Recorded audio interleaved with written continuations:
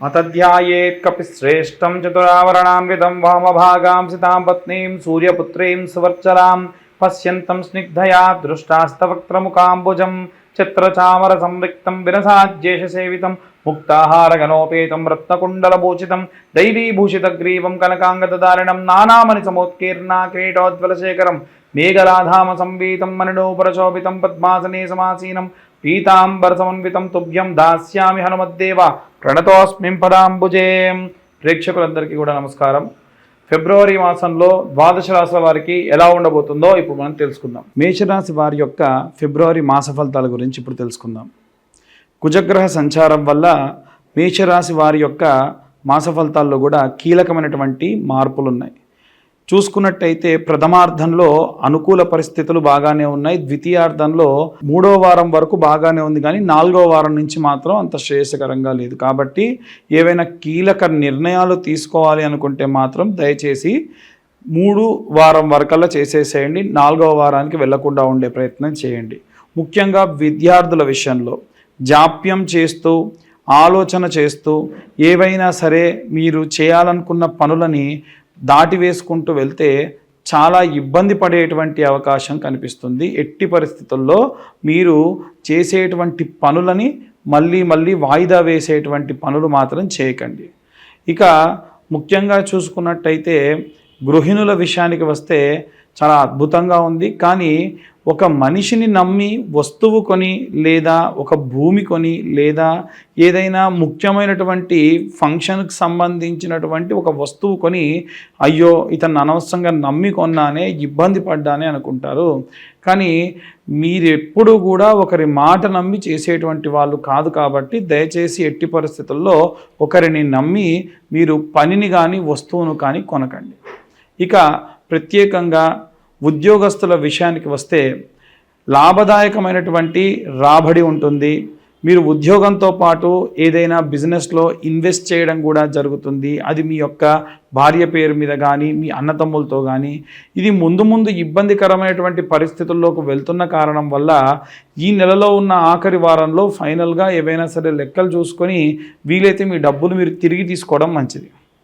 ఇక వ్యాపారస్తుల విషయానికి వస్తే మీ యొక్క సహ వ్యాపారి లేదా మీ యొక్క పార్ట్నర్తోని పరస్పర భేదాలు వచ్చి వాగ్వివాదాలకు గతంలో దిగి ఉన్న సందర్భాలు ఉంటాయి. కాబట్టి ఇకపై అలాంటివి చేసే బదులు ఏదైనా పని గురించి మీ యొక్క ఆల్రెడీ ఇన్వెస్ట్ చేసినటువంటి డబ్బు ఇంకా పెరగడానికి ఎలాంటి ప్రణాళికలు చేయాలి అనేటువంటి విషయం గురించి ఆలోచించండి.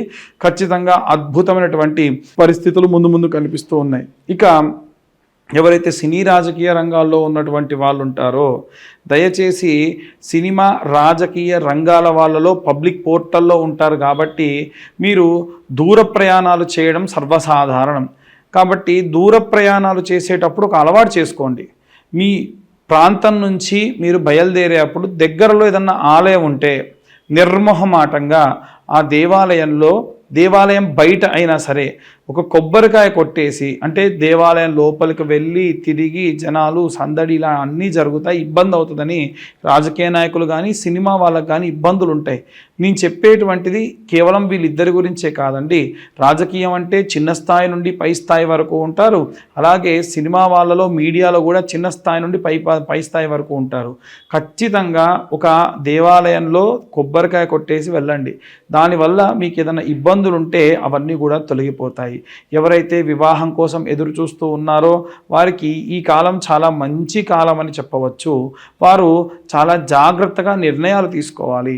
ఎవరైతే రైతులు చేతి వృత్తులు చేసే వాళ్ళు ఉంటారో మీ కులదేవతారాధన చేయడం మానకండి.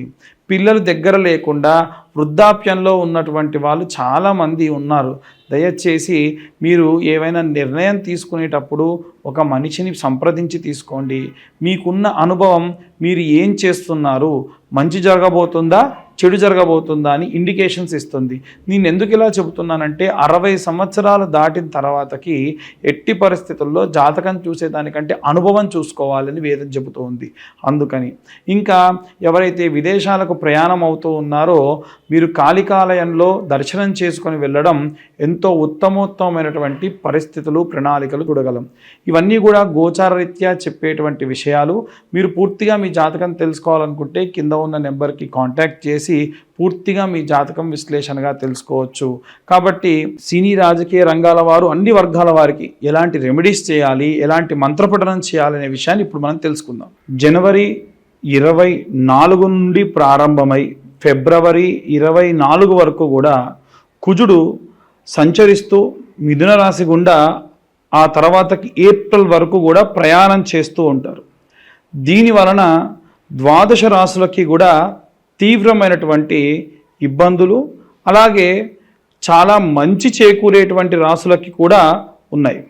అయితే అన్ని విభాగాల్లో ఉన్నటువంటి వాళ్ళు, విద్యార్థులు, గృహిణులు, ఉద్యోగస్తులు, సినీ రాజకీయ రంగాల వాళ్ళు, అలాగే రైతులు, చేతి వృత్తులు చేసుకునేటువంటి వాళ్ళు, కుల వృత్తులు చేసుకునేటువంటి వాళ్ళు, పాపం తల్లిదండ్రుల నుంచి దూరంగా నివసిస్తూ ఒంటరిగా నివసిస్తున్న వృద్ధులు, అలాగే విదేశాలకు ప్రయాణం చేయాలనుకునేటువంటి వాళ్ళు, అలాగే ఎవరైతే కోర్టు వ్యవహారాల్లో తీవ్రంగా ఇబ్బంది పడుతూ ఉన్నటువంటి వాళ్ళు, వీళ్ళందరి గురించి కూడా మనం కొన్ని రెమెడీస్ చెప్పుకుందాం. విద్యార్థుల విషయానికి వస్తే నీలా సరస్వతి స్తోత్రం అంటుందండి. ఈ నీలా సరస్వతి స్తోత్రము రోజుకు ఒక్కసారైనా సరే చదువుకోవడం చాలా చాలా శక్తినిస్తుంది.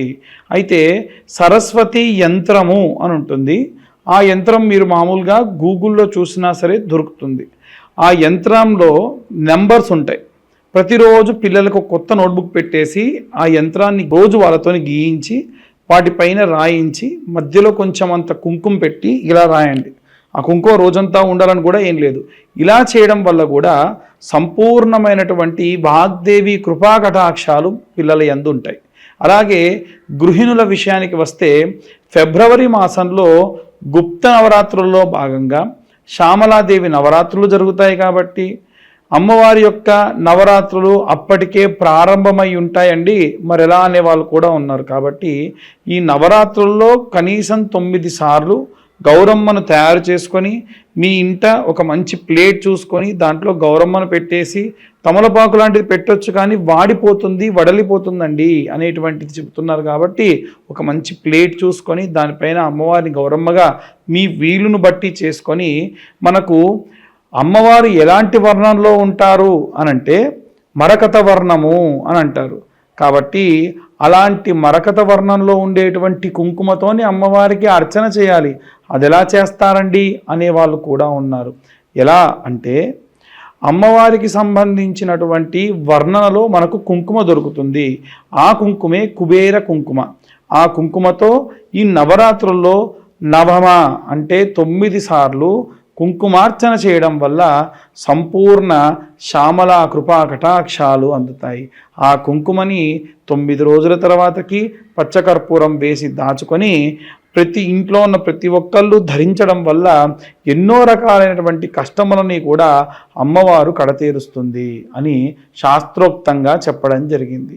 ఇక ప్రత్యేకంగా ఉద్యోగస్తులు అలాగే వ్యాపారస్తుల విషయానికి వస్తే ఉద్యోగస్తుల్లో చాలా వరకు ఉన్నటువంటి ఇబ్బందులు ఎలా వస్తున్నాయి అనంటే శత్రు భయము కానీ, లేదా ఉన్నటువంటి అధికారులు ఏవైనా సరే ఉద్యోగంలో నుంచి తీసివేస్తారు అనేటువంటి భయం కానీ కలుగుతుందేమో అన్న భయం అధికంగా ఉన్న కారణం వల్ల వీరు ఆంజనేయ స్వామి యొక్క లాంగూలా స్తోత్రం చదువుకోవడం చాలా మంచిది. రోజుకు ఒకసారన్నా హనుమత్ లాంగూలా స్తోత్రం విన్నా చదివినా సంపూర్ణ కృపాకటాక్షాలు అందుతాయి.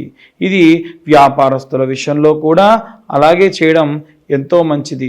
వీరు ప్రత్యేకంగా రోజు దీపారాధన చేసేటప్పుడు ఉద్యోగస్తులైతే నువ్వుల నూనె ఆముదం కలిపి, అలాగే ఎవరైతే వ్యాపారస్తులు ఉంటారో వ్యాపారస్తులైతే అమ్మవారి యొక్క విప్ప నూనెతోని పూజ చేయడం చాలా విశేష వ్యాపారాభివృద్ధి కలుగుతుంది. ఇక మనం ప్రత్యేకంగా చూసుకున్నట్టయితే ఈ యొక్క రాజకీయ రంగాలు, సినీ రంగాల్లో ఉన్నటువంటి వాళ్ళు ప్రత్యేకంగా దుర్గా కవచాన్ని చదవడం కానీ వినడం కానీ ఎంతో శక్తినిస్తుంది. అమ్మవారు మీకు మీ కుటుంబం చుట్టూ కూడా ఒక రక్షణ వలయంలా ఏర్పడి ఎల్లప్పుడూ కాపాడుతూ ఉంటుంది. ఇక ఈ యొక్క సినీ రాజకీయ రంగాల వారే కాకుండా చేతి వృత్తులు చేసుకునే వాళ్ళు కానీ, లేదా కుల వృత్తులు చేసుకునే వాళ్ళు కానీ, అలాగే రైతులు కానీ భూ సంబంధితమైనటువంటి అనుకూల స్థితి కలగాలి కాబట్టి నిత్యము రోజు ఒక మంత్రం చదువుకోవాలి. ఒకటే మంత్రం రోజు చదువుకోవాలి. ఏమిటా మంత్రం అంటే శరవణ భవాయ విద్మహే కార్తికేయాయ ధీమహి తన్నో స్కంద ప్రచోదయాత్. ఈ మంత్రాన్ని చదవడం వల్ల ఈ విభాగంలో ఉన్న వారందరికీ కూడా అనుకూల పరిస్థితులు కలుగుతాయి.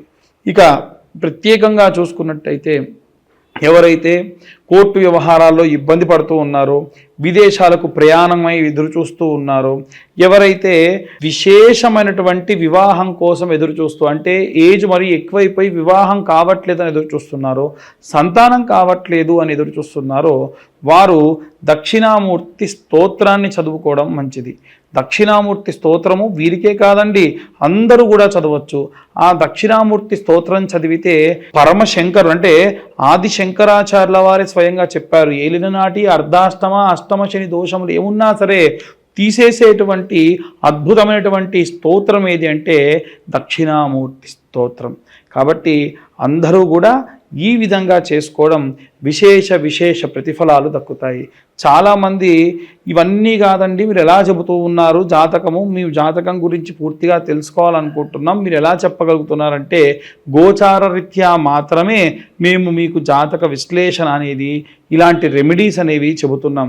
నిజంగా మీ పూర్తి జాతకం ఏంటో మీరు తెలుసుకోవాలి అనుకుంటే కింద కనిపించే నెంబర్కి మీ పేరు, date of birth, time, place అన్నీ కూడా పంపిస్తే పూర్తి వివరాలతోని మీ జాతకం అంతా కూడా విశ్లేషణతో మీకు చెప్పి పూర్తిగా అనుకూలంగా మీకు ఎలాంటి రెమెడీస్ తీసుకోవాలి, ఎలాంటి మంత్రపఠనం చేయాలి అనేటువంటి విషయాన్ని చెప్తాం. ఎట్టి పరిస్థితుల్లో డేట్ ఆఫ్ బర్త్ టైము లేకుండా ఎవరన్నా జాతకం చెప్తానంటే నమ్మకండి. ఎందుకంటే అందులో పూర్తి విశ్వాసంగా చెప్పడం కుదరదని. ఎందుకంటే పేరు బలం గల వాళ్ళందరూ ఒకేలా ఉంటే ఈ ఇబ్బంది ఏమిటి, మంచి పేరు ఏదో అందరూ అదే పెట్టుకుంటారు కదా. కాబట్టి పేరు వల్ల వచ్చేటువంటిది కేవలం పావంతు మాత్రమే. పూర్తి 100కు 100% ఆ పేరు బలం మీద వచ్చేటువంటివి ఉండవు. కాబట్టి వీలైనంత వరకు కూడా పేరు బలంతో చెప్పేటువంటి దాని గురించి నమ్మకండి.